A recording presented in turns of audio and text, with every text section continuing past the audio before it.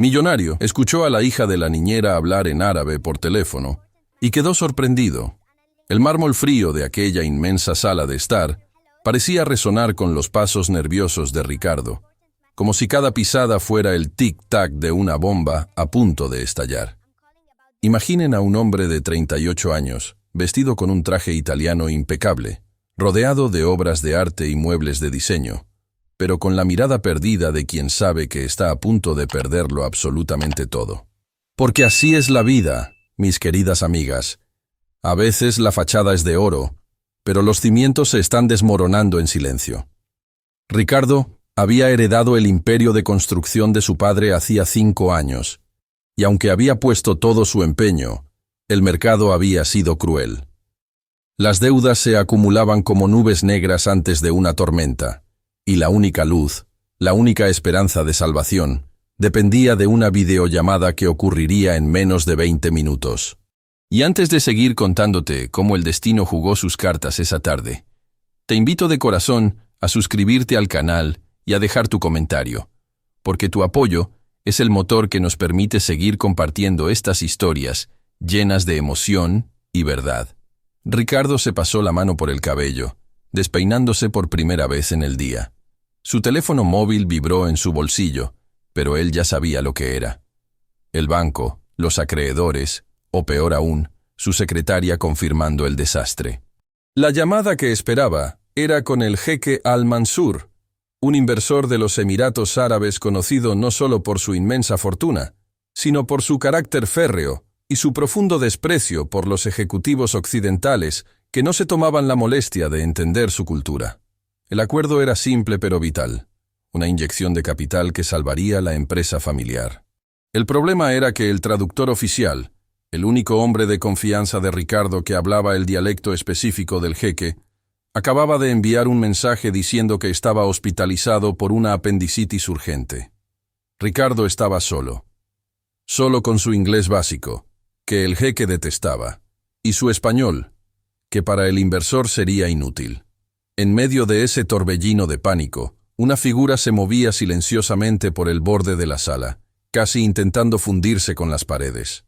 Era Ana, la empleada doméstica, una mujer de rostro bondadoso, manos curtidas por el trabajo y una mirada siempre baja, llena de respeto y, a veces, de un poco de temor. Ana llevaba apenas 6 meses trabajando en la mansión y necesitaba ese empleo más que el aire que respiraba. Pero ese día, Ana no estaba sola.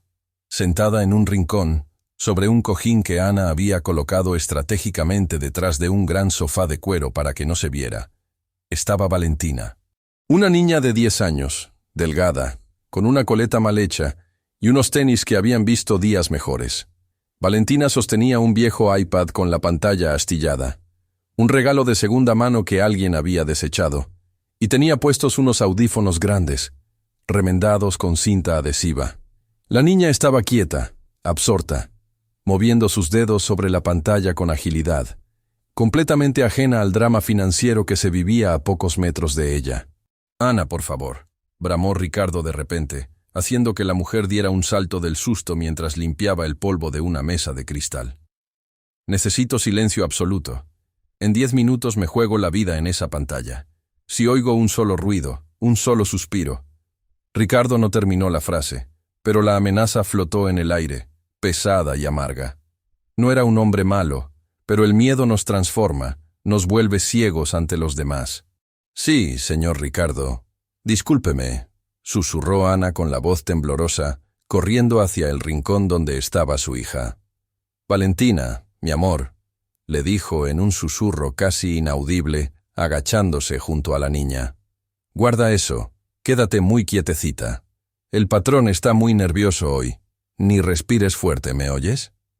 Valentina levantó sus grandes ojos oscuros, llenos de una inocencia inteligente, y asintió levemente. Se quitó uno de los audífonos y miró a Ricardo. No con miedo, sino con una curiosidad profunda, como si estuviera analizando a un animal herido. Ricardo, al sentir la mirada de la niña, se giró bruscamente. «¿Qué hace la niña aquí, Ana? Te dije que hoy era un día crítico», dijo él, con el tono de voz subiendo peligrosamente.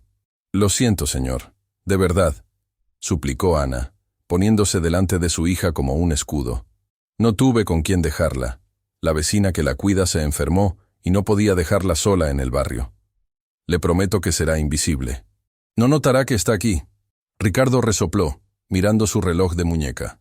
Faltaban 5 minutos. El abismo lo miraba de frente. «Que no se mueva», sentenció él, dándoles la espalda para enfrentarse a la gran pantalla del salón que acababa de encenderse, mostrando el logo de conexión. Que nadie se mueva.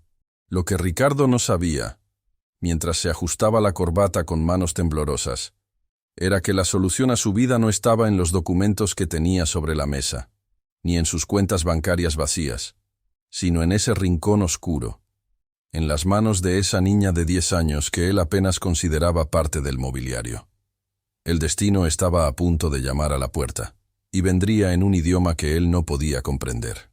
Pero para entender el milagro que estaba a punto de suceder en esa sala fría y tensa, tenemos que detener el reloj por un momento. Tenemos que viajar atrás en el tiempo, lejos de los gritos de Ricardo y del miedo de Ana. Porque las casualidades no existen, amiga mía.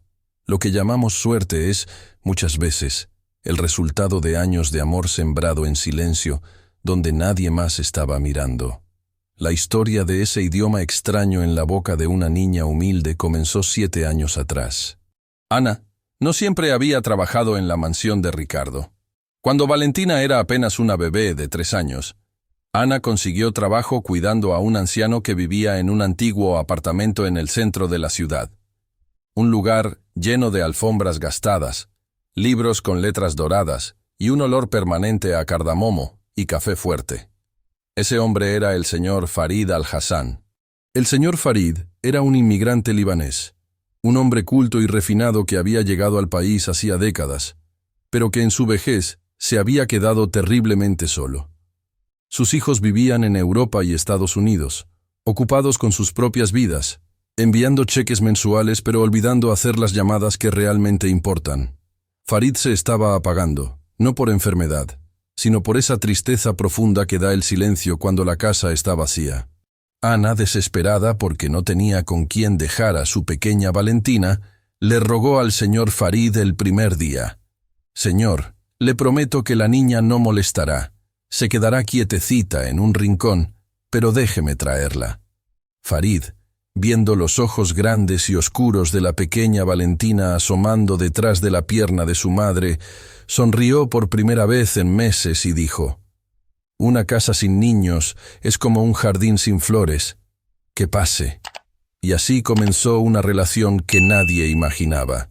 Mientras Ana limpiaba, cocinaba y lavaba la ropa, la pequeña Valentina pasaba las horas sentada en la alfombra persa junto al sillón del señor Farid.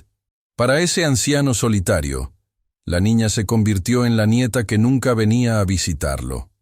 Y como Farid añoraba profundamente su tierra, empezó a hablarle a Valentina en su lengua materna. No eran clases formales, no había pizarras ni exámenes. Era algo mucho más profundo. Era la vida misma. Farid le señalaba el pan y decía «Kups», le daba un dátil dulce y decía «Tamr». Le acariciaba la cabeza cuando se caía y le susurraba «Habibti, ya Albi», mi amor, mi corazón. Valentina, con esa mente esponjosa y maravillosa que tienen los niños, no cuestionaba el idioma, simplemente lo absorbía. Para ella, el árabe no era una lengua extranjera y difícil. Era el idioma del cariño, el idioma de los cuentos mágicos que el abuelo Farid le contaba sobre desiertos, estrellas y poetas guerreros. Imagina la escena. Una tarde lluviosa, el viejo Farid con sus manos temblorosas señalando un libro ilustrado, y la pequeña Valentina, de 5 años, repitiendo perfectamente los sonidos guturales y profundos que a un adulto le tomaría años dominar. Ana los miraba desde la cocina y sonreía, aunque no entendía ni una palabra. Pensaba que eran juegos de ellos, ruidos graciosos. Nunca imaginó que su hija estaba recibiendo una educación de primer nivel, una herencia cultural que valía más que cualquier joya que hubiera en esa casa. Fueron 7 años de inmersión total. Valentina aprendió a ver el mundo a través de los ojos de Farid. Aprendió sobre el respeto a los mayores, sobre la hospitalidad sagrada del desierto, sobre cómo el tono de voz es más importante que las palabras. Pero la vida, como sabemos, tiene ciclos que se cierran. Cuando Valentina cumplió 9 años, el señor Farid falleció mientras dormía. Fue un golpe devastador para la niña. Lloró más que nadie en ese pequeño funeral al que apenas asistieron un par de vecinos. La familia de Farid llegó solo para vender el apartamento y las cosas de valor. Ana y Valentina se quedaron sin trabajo y sin su abuelo, pero Farid le había dejado algo antes de partir. No dinero, porque sus hijos controlaban las cuentas, sino su viejo iPad. «Para que sigas jugando, mi pequeña gacela», le había dicho semanas antes con la voz débil, «y para que nunca olvides nuestras palabras». Y Valentina no olvidó. En ese año que pasó entre la muerte de Farid y el día de hoy en la mansión de Ricardo, Valentina se aferró a ese viejo iPad como a un salvavidas. Descubrió que en los juegos en línea, en servidores de países lejanos, había niños que hablaban como el abuelo Farid. Y allí, en mundos virtuales de bloques y batallas, ella seguía practicando, discutiendo, riendo y manteniendo vivo al único abuelo que había conocido. Por eso estaba allí, en el rincón de la sala de Ricardo. No era solo una niña jugando para matar el tiempo, era una guardiana de la memoria. Mientras Ricardo veía el iPad como una herramienta de negocios y Ana lo veía como un juguete para distraerla, para Valentina ese aparato era la ventana al mundo donde ella no era la hija pobre de la empleada, sino alguien capaz de comunicarse con fluidez y gracia. Esa era la herencia invisible de Farid, un tesoro oculto bajo la ropa sencilla y los zapatos viejos, esperando el momento exacto para brillar y cambiar el destino de todos. Volvamos ahora al presente, a ese salón de mármol que, en cuestión de segundos, pasó de ser un hogar lujoso a convertirse en una jaula de oro para Ricardo. El reloj en la pared marcaba implacable el avance del tiempo, y cada segundo que pasaba era un golpe directo al pecho del empresario. Faltaban exactamente 3 minutos para la hora pactada. La pantalla gigante frente al sofá ya mostraba el logotipo de conexión, una espiral girando lentamente que parecía hipnotizar a Ricardo con la promesa de su inminente destrucción. Fue entonces cuando su teléfono vibró por última vez. Un mensaje de texto. Corto, brutal, definitivo. Ricardo lo leyó y sintió cómo la sangre se le helaba en las venas, bajando hasta los pies y dejándolo clavado en el suelo. «Perdóname, Ricardo. Estoy en urgencias. Apendicitis aguda. Entro a quirófano ahora mismo. No podré conectarme». El teléfono se le resbaló de las manos y cayó sobre la alfombra mullida con un sonido sordo, tan sordo como el grito de desesperación que Ricardo ahogó en su garganta. Su traductor, el único hombre que conocía los dialectos, las pausas, los saludos ceremoniales que el jeque Al-Mansur exigía como muestra de respeto. Sin él, Ricardo era un capitán sin brújula en medio de una tormenta perfecta.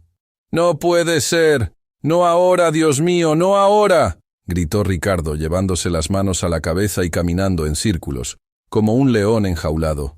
«¡Estoy acabado! ¡Arruinado!». Ana, que estaba terminando de limpiar una mesa lateral con un trapo de microfibra, se congeló. El pánico en la voz de su patrón era algo que nunca había escuchado. Ricardo siempre había sido un hombre distante, frío, controlado. Verlo así, desmoronándose, era aterrador. Instintivamente, Ana retrocedió hacia el rincón donde estaba Valentina, protegiendo a su cría ante la furia del mundo de los adultos. «Hija, ni respires», le susurró Ana a Valentina, apretando suavemente el hombro de la niña. «El señor está muy mal». Ricardo miró la pantalla gigante. La espiral de conexión desapareció y de repente la imagen se aclaró. Ahí estaba, el despacho del jeque Al-Mansur. Una sala imponente, decorada con maderas oscuras y oro. Y en el centro, sentado con una postura rígida y una expresión que no prometía nada bueno, estaba el jeque, flanqueado por 2 asesores que miraban a la cámara con desconfianza. El corazón de Ricardo latía tan fuerte que sentía que se le iba a salir por la boca. Se dio cuenta, demasiado tarde, de su inmensa arrogancia. Había creído que el dinero lo solucionaba todo, que contratar a un experto era suficiente. Nunca se tomó la molestia de aprender, de entender, de conectar humanamente con la cultura de quienes iban a salvar su empresa. Y ahora, esa ignorancia le pasaba la factura más cara de su vida. Si esta historia ya te está tocando el corazón y te hace pensar en las vueltas que da la vida, cuéntame en los comentarios desde qué ciudad nos estás viendo hoy y suscríbete al canal, porque leerte nos hace sentir más cerca y nos inspira a seguir trayendo relatos como este. Ricardo se alisó el traje con manos sudorosas y se paró frente a la cámara. Se sentía desnudo, indefenso. Sabía que el jeque hablaba inglés, pero también sabía que odiaba usarlo para negocios serios, considerándolo una imposición occidental irrespetuosa. El respeto empieza por la lengua, le había dicho el jeque en su primer correo. Y Ricardo, en ese momento, no tenía lengua. Ana, desde su rincón, vio cómo el hombre poderoso temblaba. Sintió pena por él. Una compasión silenciosa que solo las personas que han sufrido mucho pueden sentir por los demás, sin importar su estatus. Pero no podía hacer nada. ¿O sí? Valentina seguía con sus audífonos puestos, o al menos eso parecía, pero sus ojos estaban fijos en la pantalla gigante, observando a esos hombres vestidos con túnicas blancas que le resultaban tan familiares, tan parecidos a las fotos que el abuelo Farid le mostraba en sus viejos álbumes. La conexión de audio se activó con un chasquido digital. El silencio en la sala de Ricardo era sepulcral. «Assalamu alaikum», dijo una voz profunda y grave desde los altavoces de la sala. Era el jeque. Su saludo de paz sonó, irónicamente, como una sentencia de guerra. Ricardo tragó saliva, abrió la boca y, sabiendo que estaba cavando su propia tumba, respondió en el único idioma que le quedaba, el inglés. «Good morning, Mr. Al-Mansur», tartamudeó Ricardo. La expresión del jeque cambió instantáneamente. Sus cejas se juntaron, sus labios se apretaron en una línea fina de disgusto. No hizo falta traducción para entender lo que pensaba. Otra vez este occidental irrespetuoso que ni siquiera se esfuerza. El desastre había comenzado. El silencio que siguió a ese torpe «Good morning» de Ricardo fue más doloroso que un grito. En la pantalla gigante de alta definición, el rostro del jeque Al-Mansur no se movió ni un milímetro, pero sus ojos oscuros, profundos como pozos de petróleo, se entrecerraron con una mezcla de decepción y fatiga. A su lado, uno de sus asesores, un hombre joven de barba perfectamente perfilada, se inclinó hacia el jeque y le susurró algo al oído en árabe. Ricardo, por supuesto, no entendió nada, pero el tono fue inconfundible. Era despectivo. Ricardo sintió cómo el sudor frío le bajaba por la espalda, pegando la camisa de seda a su piel. Intentó sonreír, una mueca nerviosa que parecía más una disculpa que un saludo de negocios.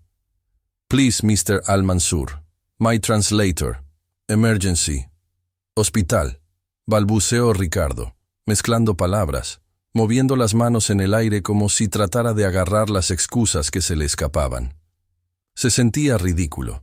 Él, un CEO acostumbrado a dar órdenes, a controlar rascacielos y presupuestos millonarios, ahora parecía un niño escolar que no había hecho la tarea. El jeque levantó una mano, un gesto lento y autoritario que hizo callar a Ricardo al instante. Luego, sin dignarse a mirar a la cámara, habló en árabe con su asesor, ignorando completamente la presencia de Ricardo en la videollamada. Su voz sonaba dura, cortante. Para Ricardo, aquello era solo ruido ininteligible, una barrera de sonido que lo separaba de su salvación. Pero la humillación era universal. No hace falta saber un idioma para saber cuándo te están rechazando. El jeque hablaba de honor, de tiempo perdido, de la falta de seriedad de estos occidentales, que creen que el dinero compra la cortesía. «Mr. Ricardo», intervino finalmente el asesor del jeque, hablando un inglés robótico y frío. «Su excelencia dice que el tiempo es el recurso más valioso que Alá nos entrega. Y usted está desperdiciando el suyo y el nuestro. Acordamos una reunión en nuestros términos. Sin traductor, no hay entendimiento. Sin entendimiento, no hay confianza». «No, no! Listen, please», suplicó Ricardo acercándose a la cámara, perdiendo toda compostura. I have the papers, the contract. Look. Ricardo levantó una carpeta azul, agitándola frente a la lente. Good business. Good for you, good for me. El jeque soltó un suspiro largo, un sonido de pura frustración. Negó con la cabeza y volvió a hablar en árabe, esta vez con más fuerza, señalando algo en su propio escritorio. Parecía estar contando una anécdota, una metáfora sobre la incompetencia, porque sus asesores asintieron con gravedad. Mencionó algo sobre un halcón y el viento del norte, una referencia poética que usaba para ilustrar la torpeza de Ricardo, comparándolo con un cazador que no sabe leer el aire. Ricardo estaba pálido. Sentía náuseas. Estaba viendo cómo el legado de su padre, el esfuerzo de 2 generaciones, se evaporaba en tiempo real por culpa de una barrera lingüística. Se imaginó los titulares de mañana. Constructora en quiebra. Heredero hunde el imperio. La vergüenza le quemaba el rostro. En el rincón de la sala, Ana se había tapado la boca con las manos. Aunque no entendía inglés ni árabe, entendía el lenguaje del desastre. Veía a su patrón al borde de las lágrimas, derrotado.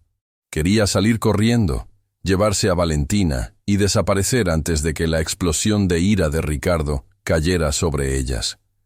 Pero Valentina no tenía miedo. Valentina estaba fascinada. La niña se había quitado completamente los audífonos. Sus ojos brillaban con una intensidad extraña. Ella no escuchaba ruido. Ella escuchaba palabras, palabras que conocía, palabras que amaba. Escuchaba al jeque hablar del halcón, pero notó algo. El jeque estaba citando un proverbio antiguo, una historia que el abuelo Farid le había contado 1000 veces para dormir, pero el jeque se había equivocado en el final de la frase. Había cambiado el viento del norte por el viento del sur. Para una niña, corregir a un adulto cuando se equivoca en un cuento no es un acto de rebeldía, es un acto de lógica pura. En la pantalla, el asesor del jeque se aclaró la garganta para dar el golpe final. Mr. Ricardo, vamos a desconectar. Esta reunión ha terminado. No habrá inversión. Ricardo cerró los ojos, dejando caer la cabeza. Estaba hecho. Fin del juego. El silencio volvió a llenar la sala, pesado como una lápida. Pero entonces, en medio de ese silencio de muerte, una voz infantil, clara y melodiosa, rompió el aire como una campanilla de cristal. Y lo más impactante no fue que una niña hablara en medio de una reunión de millones de dólares. Lo impactante fue el idioma en el que habló. La mano del asesor del jeque ya estaba levantada, con el dedo índice apuntando hacia el botón rojo de finalizar llamada. Ese pequeño movimiento, tan simple y cotidiano, representaba para Ricardo el fin de su carrera, el deshonor de su apellido y la pérdida de la casa donde había crecido. Ricardo estaba petrificado, viendo su vida desmoronarse en cámara lenta, incapaz de emitir un solo sonido más. Ya no había súplicas, solo una resignación amarga que le llenaba la boca de ceniza. Ana, desde el rincón, cerró los ojos y abrazó su trapo de limpieza contra el pecho, rezando en silencio para que el patrón no descargara su furia contra ellas una vez que la pantalla se apagara. El aire en la habitación era tan denso que costaba respirar. Pero entonces, sucedió. Fue un sonido suave, pero firme. No fue un grito, ni un llanto, ni el ruido de un juguete cayendo. Fue una voz de niña, clara como el agua de manantial, que surgió de detrás del sofá de cuero con una autoridad que no correspondía a su tamaño ni a su edad. Ya Sayidi, dijo la voz. No, mi señor. Ricardo dio un respingo tan violento que casi pierde el equilibrio. Se giró con los ojos desorbitados, buscando a la culpable de romper el silencio sagrado de su derrota. Ana abrió los ojos de golpe, pálida como un papel, y estiró la mano para taparle la boca a su hija, pero ya era tarde. Valentina se había puesto de pie. La niña, con sus tenis desgastados y su camiseta de algodón barata, dio 2 pasos hacia el centro de la sala, ignorando la mirada de terror de su madre y la furia naciente en los ojos de Ricardo. Valentina no miraba a los adultos presentes en la habitación. Sus ojos oscuros e inteligentes estaban fijos en la pantalla gigante, clavados en los ojos del jeque al-Mansur. Con una naturalidad pasmosa, como si estuviera corrigiendo a un compañero de juegos en el recreo y no al hombre más poderoso de Dubái, Valentina volvió a hablar. Y esta vez no fue una frase corta. Fue una sentencia completa, pronunciada en un árabe clásico, fluido y musical, con esa cadencia antigua que solo tienen los poetas o los ancianos que han vivido en el desierto. «El halcón no cayó porque el viento del sur fuera traicionero, señor», dijo Valentina en el idioma del jeque, su voz resonando en la sala con una pureza escalofriante. En la historia original, el halcón se deja caer porque el cazador le quitó la capucha antes de tiempo. La culpa no fue del viento, fue de la impaciencia del hombre. El tiempo se detuvo, literalmente. En la pantalla gigante, el asesor que iba a cortar la llamada se quedó congelado, con el dedo suspendido en el aire, la boca ligeramente abierta. El jeque al-Mansur, que hasta ese momento no había dignado mirar a la cámara directamente, levantó la cabeza de golpe. Sus ojos negros, que segundos antes estaban llenos de desprecio y aburrimiento, ahora estaban abiertos de par en par, brillando con una mezcla de incredulidad y shock absoluto. Ricardo miraba a la niña, luego a la pantalla, luego a Ana. No entendía qué estaba pasando. No entendía qué había dicho esa niña. Solo sabía que sonaba igual que ellos. Sonaba idéntico a esos audios que su traductor solía ponerle. ¿Valentina?, susurró Ricardo, con la voz estrangulada, sin saber si regañarla o caerse desmayado. Pero el jeque levantó la mano. Esta vez no para silenciar a nadie, sino para pedir atención.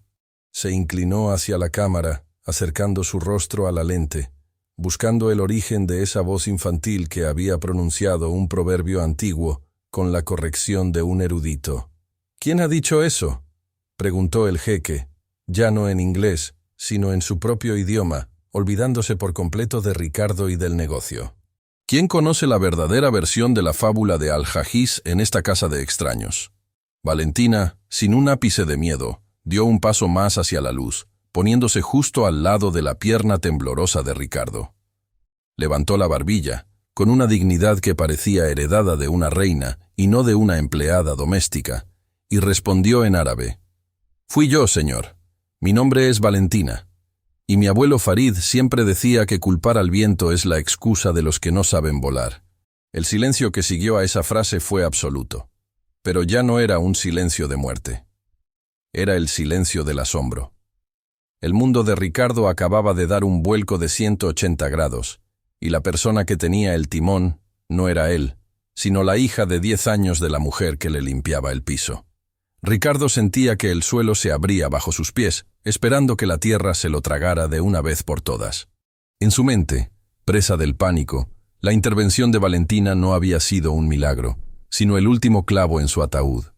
Estaba convencido de que el jeque, un hombre tan estricto con el protocolo, tomaría aquella corrección de una niña vestida con ropa humilde como la ofensa suprema. «¿Qué has hecho?», quiso gritarle a Ana. Quiso sacudir a la niña por su insolencia, pero su cuerpo no le respondía. Estaba paralizado por el terror. Sin embargo, lo que ocurrió a continuación fue algo que Ricardo jamás habría podido predecir en sus cálculos empresariales. En la pantalla gigante, el rostro severo del jeque al-Mansur, que minutos antes parecía una máscara de piedra tallada en furia, comenzó a agrietarse. Pero no se rompió en un grito. No. Las líneas duras alrededor de su boca se suavizaron, sus hombros tensos bajaron, y lentamente, muy lentamente, una sonrisa genuina asomó bajo su barba canosa. No era una sonrisa de negocios, falsa y medida. Era una sonrisa de pura fascinación humana. «Acércate, pequeña», dijo el jeque. Y aquí sucedió algo extraordinario. No lo dijo en inglés para que Ricardo tradujera, ni miró al empresario en busca de permiso. Habló directamente a la niña, en árabe, ignorando por completo al hombre del traje de $3,000 que, en teoría, era el dueño de la casa. Para el jeque, en ese instante, Ricardo había dejado de existir. «Valentina», con esa valentía que solo tienen los niños que han sido amados incondicionalmente, no dudó.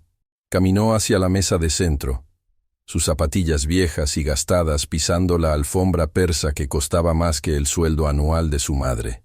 Se detuvo frente a la cámara, tan pequeña que solo su cabeza y sus hombros aparecían en el encuadre inferior. «Naam, Yazidi». «Sí, señor», respondió ella con dulzura, cruzando las manos al frente en señal de respeto, tal como el abuelo Farid le había enseñado que se debía estar ante un mayor. El jeque se inclinó hacia adelante, casi pegando la nariz a la lente de su cámara en Dubái. «Ese acento», murmuró el jeque, maravillado, hablando como si estuviera ante un descubrimiento arqueológico. «No es el árabe que se escucha en las noticias, ni el que hablan los jóvenes en las calles de El Cairo o Beirut. Tu lengua tiene el sabor de las montañas del Líbano de hace 50 años.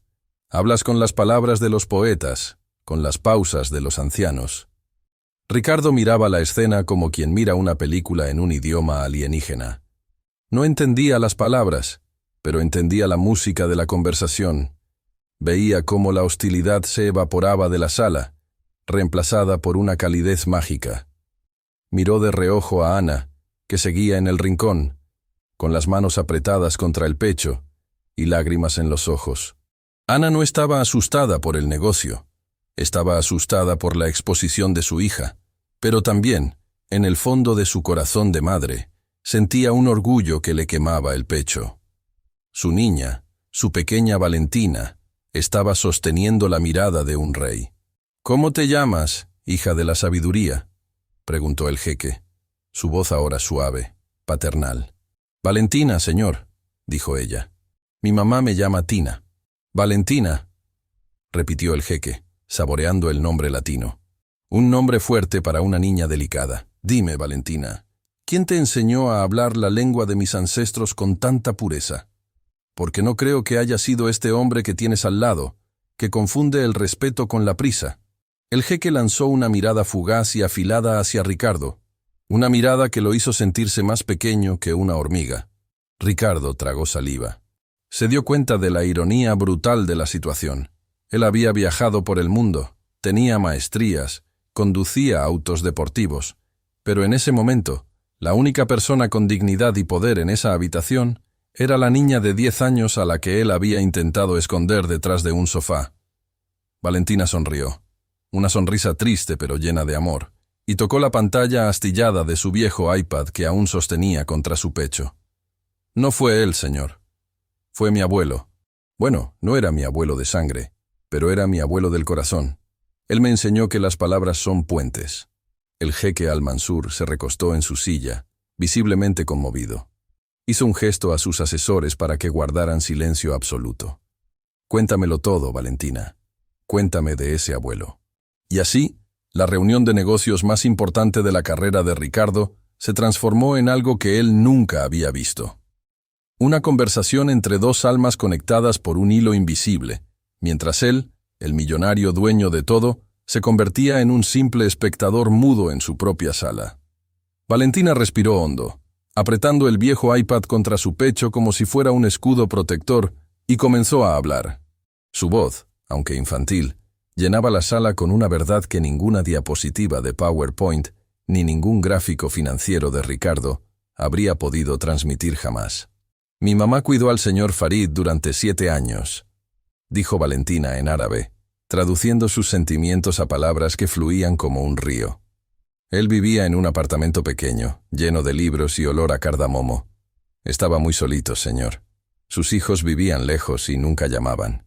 Así que mi mamá se convirtió en sus manos y sus pies, y yo me convertí en sus oídos». Ricardo sintió una punzada en el estómago. Miró a Ana, que seguía en el rincón, secándose las lágrimas con el delantal. Él sabía que Ana había trabajado cuidando ancianos antes de llegar a su mansión, pero nunca le había preguntado el nombre, ni la historia, ni qué había sido de su vida antes de limpiar sus pisos. Para él, Ana era una herramienta doméstica, eficiente y silenciosa. Ahora descubría que esa mujer había sido el pilar de vida de otro ser humano, y que su hija había recibido una herencia cultural en el proceso. El abuelo Farid decía que mi lengua era de goma, continuó Valentina, sonriendo tímidamente ante la cámara. Me sentaba en su alfombra y me enseñaba los nombres de todas las cosas. Me decía que aprender su idioma era la única forma de que sus historias no murieran con él. Me enseñó a leer el Corán, no por religión, sino por la poesía. Me enseñó las canciones de Fairuz.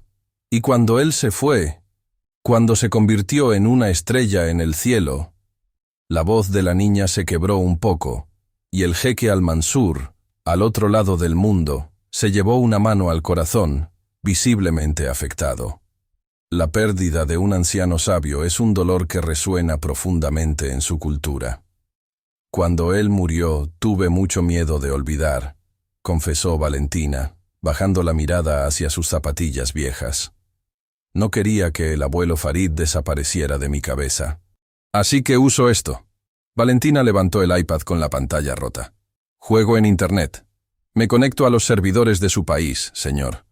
Juego a construir mundos de bloques con niños de Riad y de Dubái. Al principio se reían de mi acento antiguo. Decían que hablaba como un libro de historia, pero luego nos hicimos amigos. Ellos me enseñan las palabras nuevas, las de ahora, y yo les cuento las historias viejas que me contaba Farid. Así mantengo vivo a mi abuelo. El silencio que siguió fue denso, cargado de una humanidad aplastante. Ricardo se sintió sucio. Se sintió pequeño, insignificante, vulgar. Él, con sus millones, o lo que quedaba de ellos, con su educación de élite, había sido incapaz de conectar con nadie. Y allí estaba esa niña, hija de la pobreza, construyendo puentes internacionales con un iPad roto y un corazón lleno de gratitud. ¿Y tú? ¿Qué habrías hecho en su lugar? ¿Alguna vez juzgaste a alguien por su apariencia sin saber el tesoro que guardaba dentro? Escribe tu opinión en los comentarios y comparte este video con alguien que necesite escuchar esta historia hoy, porque a veces la lección más grande viene de quien menos esperamos. El jeque Al-Mansur se limpió una lágrima discreta que había escapado de sus ojos oscuros. Miró a Valentina con un respeto que rara vez ofrecía a sus socios comerciales. Has honrado la memoria de un extraño mejor que su propia sangre, Valentina, dijo el jeque con voz grave. Eso habla de la nobleza de tu alma y de la educación que te ha dado tu madre. Entonces, el jeque hizo algo que heló la sangre de Ricardo. Desvió la mirada de la niña y por primera vez en la reunión miró directamente a los ojos de Ricardo. Pero no había calidez en esa mirada. Había un juicio severo. Señor Ricardo, dijo el jeque en un inglés perfecto, el mismo inglés que minutos antes se había negado a usar. Usted tiene en su casa un diamante y lo ha tratado como si fuera vidrio. Ha intentado esconder a esta niña detrás de un sofá. Ha ignorado la riqueza humana que vive bajo su propio techo mientras buscaba riqueza financiera al otro lado del mundo. Eso me dice todo lo que necesito saber sobre su carácter. Ricardo abrió la boca para defenderse, pero no salió nada. La verdad era un espejo demasiado brillante y no podía sostenerle la mirada. Estaba avergonzado, profundamente avergonzado, no por el negocio fallido, sino por el hombre que había demostrado ser. Yo, balbuceó Ricardo, mirando a Ana, que ahora levantaba la cabeza con dignidad. Yo no sabía, lo siento. La ignorancia es una elección, señor Ricardo, sentenció el jeque. Y la ceguera del corazón es la peor de todas. Estaba a punto de colgar esta llamada y dejar que su empresa se hundiera, porque no hago negocios con hombres que no tienen visión. Pero... El jeque hizo una pausa y volvió a mirar a la niña, que esperaba con los ojos llenos de esperanza. Pero no puedo darle la espalda a una niña que habla con la voz de mis antepasados. Valentina ha salvado el honor de esta reunión. Así que voy a darle una oportunidad, pero las reglas van a cambiar drásticamente. El aire en la sala se sentía eléctrico, cargado de una tensión que oscilaba entre la esperanza y el miedo absoluto. Ricardo seguía de pie, rígido, con las manos apretadas a los costados, sintiendo cómo el sudor le bajaba por la nuca. Las palabras del jeque Al-Mansur aún resonaban en sus oídos como un latigazo. La ceguera del corazón es la peor de todas. Ricardo sabía que tenía razón.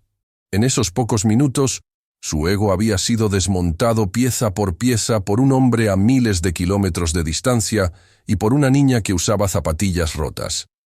El jeque Al-Mansur cruzó los dedos sobre su escritorio de caoba y miró a la cámara con una intensidad que parecía atravesar la pantalla.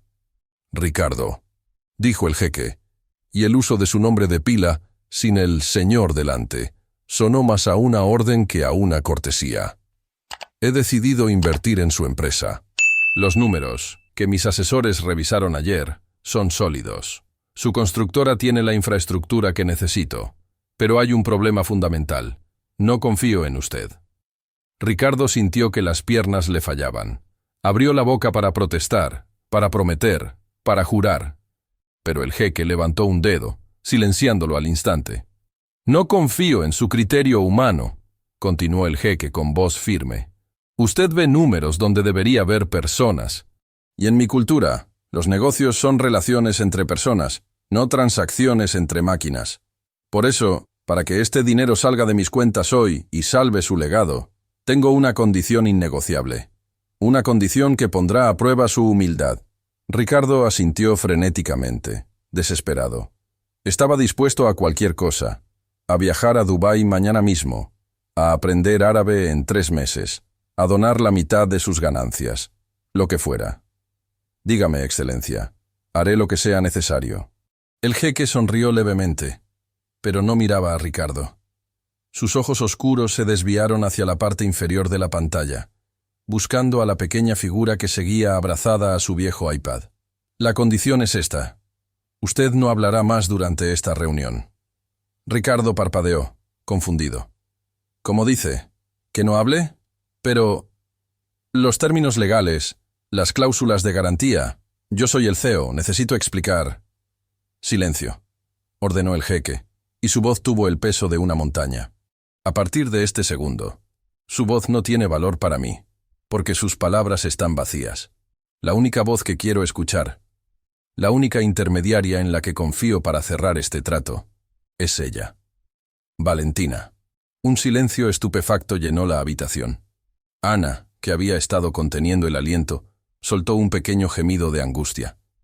Ricardo miró a la niña de 10 años, luego miró la pantalla, y luego volvió a mirar a la niña. «¿Valentina?», preguntó Ricardo con un hilo de voz incrédulo. «Pero, Excelencia, es una niña. Tiene 10 años. No sabe de finanzas, no sabe de activos líquidos, de plazos de amortización. Es imposible». «Es posible si usted deja de lado su arrogancia», replicó el jeque. «Ella traducirá. Mis asesores simplificarán el lenguaje técnico para que una mente pura pueda entenderlo, y ella se lo transmitirá a usted. Y lo más importante, ella me dirá si usted está siendo sincero. Porque los niños, Ricardo, tienen un detector de mentiras que los adultos perdemos con el tiempo. Si Valentina siente que usted duda, o que miente, o que no tiene buenas intenciones, yo retiro la oferta. Ella es mi garantía». Ricardo se quedó mudo. Era una locura. Era absurdo. Poner el destino de una corporación multinacional en las manos de la hija de su empleada doméstica. Pero al mirar la pantalla, vio la determinación absoluta en el rostro del jeque. No era una broma. Era una prueba de fuego. O aceptaba someterse y confiar en la niña a la que había ignorado, o perdía todo. Lentamente, como un hombre que camina hacia el patíbulo, Ricardo asintió. «Acepto», susurró, derrotado. «Bien», dijo el jeque. «Entonces, siéntese en el sofá, Ricardo, y deje que Valentina se siente en el sillón principal. Ella es la que dirige esto ahora». Ricardo sintió una punzada de humillación, pero obedeció. Se apartó del centro de la cámara y se dejó caer en el sofá de cuero, sintiéndose inútil. Hizo un gesto a Valentina para que ocupara su lugar. La niña miró a su mamá, buscando permiso. Ana, con los ojos llenos de lágrimas y miedo, asintió levemente, dándole valor. Valentina caminó hacia el imponente sillón de cuero del patrón. Era demasiado grande para ella. Sus pies colgaban sin tocar el suelo, y parecía una muñeca en un trono de gigantes. Pero cuando se acomodó y miró a la cámara, su postura cambió. Ya no era la hija de la empleada. Era la nieta del abuelo Farid. «Ana Yaisa, Sidi, estoy lista, señor», dijo Valentina con voz clara, colocando su iPad roto sobre la mesa de cristal, justo al lado de los documentos millonarios de Ricardo. El jeque sonrió con satisfacción. «Muy bien, pequeña gacela. Vamos a enseñarles a estos adultos cómo se construye un puente de verdad. Empecemos con la cláusula primera». Y así, en esa sala lujosa, se preparó el escenario para la negociación más surrealista y tierna que el mundo corporativo jamás hubiera visto. Ricardo, el poderoso dueño, estaba mudo en una esquina, mientras una niña de 10 años tomaba las riendas de su destino. Imaginen la escena, porque es algo que ningún libro de historia empresarial ha registrado jamás. En el sillón de cuero italiano, diseñado para la espalda ancha de un ejecutivo, estaba sentada Valentina. Sus pies, enfundados en esas zapatillas viejas de lona, colgaban a 10 centímetros del suelo y se balanceaban suavemente hacia adelante y hacia atrás, marcando un ritmo infantil en medio de una conversación de millones de dólares. Al otro lado de la mesa, Ricardo estaba sentado en el borde del sofá, con las manos juntas sobre las rodillas, en una postura de sumisión total. Se sentía como un alumno que ha sido enviado a la esquina del salón por portarse mal, mientras la maestra toma el control de la clase. El asesor del jeque, un hombre de rostro afilado que hasta ese momento parecía una estatua de hielo, comenzó a leer los términos del contrato. Lo hacía en árabe, usando terminología financiera compleja: activos líquidos, retorno de inversión, cláusulas de rescisión. Ricardo aguzaba el oído, intentando captar algo, pero era inútil. Entonces, Valentina intervenía. Ella escuchaba con el ceño fruncido, concentrada, asintiendo a la pantalla como si estuviera escuchando una historia complicada. Luego, se giraba hacia Ricardo y traducía. Pero no traducía las palabras técnicas, traducía la esencia, el alma del mensaje. «El señor del turbante dice», comenzó Valentina, señalando la pantalla, «que va a darte el dinero, Ricardo. Pero dice que este dinero es como el agua para un jardín seco. No es para que te compres una piscina nueva o te vayas de fiesta. Es para regar las plantas que se están muriendo. Dice que si usas una sola gota para ti antes de que el jardín florezca, él vendrá y cerrará el grifo para siempre». ¿Entiendes? Ricardo sintió un nudo en la garganta. La metáfora era simple, casi dolorosamente clara, mucho más efectiva que cualquier amenaza legal de malversación de fondos. «Entiendo», susurró Ricardo. «Dile que cada centavo irá a la empresa, a las plantas». Valentina asintió y se volvió hacia la cámara, respondiendo en árabe con una dulzura que desarmaba. «Dice que cuidará el jardín, señor. Promete que no desperdiciará el agua». El jeque Al-Mansur sonrió levemente. Continuaron. El asesor habló sobre la exclusividad y la lealtad a largo plazo. Valentina escuchó. Se mordió el labio inferior pensando cómo explicarlo, y luego miró a Ricardo con sus grandes ojos oscuros. «Ahora dicen que quieren ser tus mejores amigos, Ricardo. Pero es un pacto de mejores amigos para siempre. Dicen que no puedes ir al parque a jugar con otros niños que les caen mal a ellos. Si aceptas su ayuda, eres de su equipo. No se vale cambiar de equipo a mitad del partido. Si los traicionas, dice que la tristeza será peor que el enojo». Ricardo miró a la niña. «La tristeza será peor que el enojo». Qué forma tan profunda de describir la ruptura de la confianza comercial. Ricardo, que estaba acostumbrado a contratos fríos y calculadores, de repente sintió el peso moral de lo que estaba firmando. No estaba firmando un papel. Estaba dando su palabra de honor a una niña y a un anciano. «Diles que soy leal, que no jugaré con nadie más», respondió Ricardo, y por primera vez en años, lo dijo con el corazón, no con la billetera. Pero el momento cumbre llegó cuando el asesor tocó el tema de las deudas ocultas. El jeque intervino y habló directamente con Valentina. La niña se quedó quieta. Sus pies dejaron de balancearse. Se giró muy despacio hacia Ricardo y lo miró con una intensidad que lo hizo sentir transparente. «Ricardo», dijo ella, y su voz tembló un poquito. «El abuelo jeque hace una pregunta muy importante. Pregunta si tienes basura escondida debajo de la alfombra». Ricardo palideció. «¿Cómo?». Pregunta si debes dinero a gente mala, gente que no es el banco. Dice que si dices la verdad ahora, él te ayuda a limpiar la basura. Pero si mientes, y él encuentra la basura después, entonces no habrá perdón. Ricardo sintió frío. Efectivamente, tenía una deuda personal, un préstamo puente con un fondo de inversión muy agresivo que no aparecía en los libros oficiales. Pensaba ocultarlo. Pensaba pagarlo discretamente en cuanto llegara el dinero del jeque. Era su secreto sucio. Miró la cámara. Podía mentir. El jeque estaba lejos. Pero luego miró a Valentina. Esos ojos puros, esa niña que estaba salvándole la vida, lo miraba esperando que él fuera el héroe, no el villano. Ella era su detector de mentiras. Si él mentía ahora, mancharía a la niña, la usaría a ella para encubrir su suciedad. Ricardo bajó la cabeza. La vergüenza le quemó las mejillas, pero fue una vergüenza purificadora. Dile que sí, confesó Ricardo, con la voz rota. Dile que hay una deuda pequeña, fuera de los libros. Dile que tuve miedo y la escondí. Dile que lo siento. Ana, desde el rincón, soltó un sollozo ahogado. Estaba viendo a su patrón, el hombre intocable, confesando sus pecados ante su pequeña hija. Valentina se volvió hacia la pantalla. No juzgó a Ricardo, simplemente tradujo con tristeza. Sí, señor.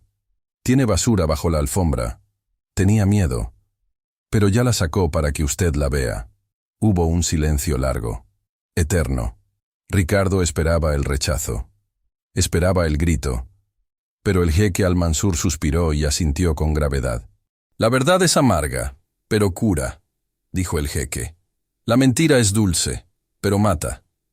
Porque has confesado a través de la boca de un inocente, acepto la deuda. La cubriremos. Valentina sonrió, una sonrisa radiante que iluminó la habitación oscura. Dice que te perdona, Ricardo. Dice que te ayuda a limpiar. Ricardo se tapó la cara con las manos. Estaba llorando. Él, el tiburón de los negocios, estaba llorando de alivio y gratitud frente a su empleada y su hija. Esa negociación, traducida con metáforas de jardines y juegos de parque, había sido la más dura, pero también la más humana de su vida. Había recuperado su empresa, sí, pero en el proceso había recuperado algo mucho más valioso, su propia humanidad.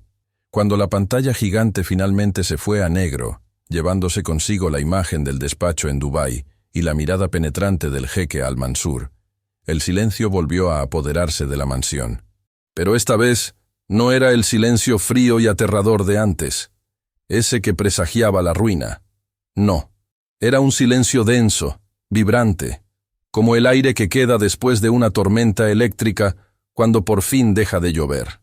Ricardo se quedó sentado en el sofá un momento más, con la cabeza entre las manos, respirando agitadamente. Su pecho subía y bajaba con fuerza, como si acabara de correr una maratón. Había firmado. El dinero estaba en camino. Su empresa, el legado de su padre, su vida entera, acababa de ser salvada del abismo. Y no por su maestría en negocios, no por sus abogados caros, sino por una niña de 10 años con zapatillas sucias que ahora estaba de pie junto a la mesa, mirando a su madre con incertidumbre. Fue en ese instante que el miedo ancestral de los humildes se apoderó de Ana. Para ella, la magia del momento se había roto al apagarse la pantalla, y ahora volvía la cruda realidad. Ella era la empleada, él era el patrón, y su hija se había atrevido a sentarse en el sillón principal y hablar de tú a tú con los socios del jefe. «Vámonos, Valentina», susurró Ana con urgencia, corriendo hacia la niña y agarrándola del brazo con fuerza, casi arrastrándola hacia la salida. «Perdón, señor Ricardo. Perdónenos, por favor. Ya nos vamos. No volverá a pasar. Le juro que no volverá a pisar la sala.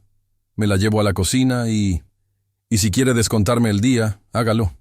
Pero por favor no nos despida». Ana hablaba atropelladamente, con la voz quebrada por el pánico, retrocediendo hacia la puerta de servicio, intentando hacerse invisible de nuevo. Valentina se dejaba llevar, mirando a Ricardo con sus grandes ojos oscuros, confundida. Ella pensaba que había hecho algo bueno, pero el miedo de su madre le decía que había hecho algo terrible. «Ana», Espera. La voz de Ricardo sonó ronca, rota. Ana se congeló en el umbral de la puerta, temblando, abrazando a Valentina contra sus piernas como un escudo humano. Cerró los ojos esperando el grito, el regaño, la humillación final.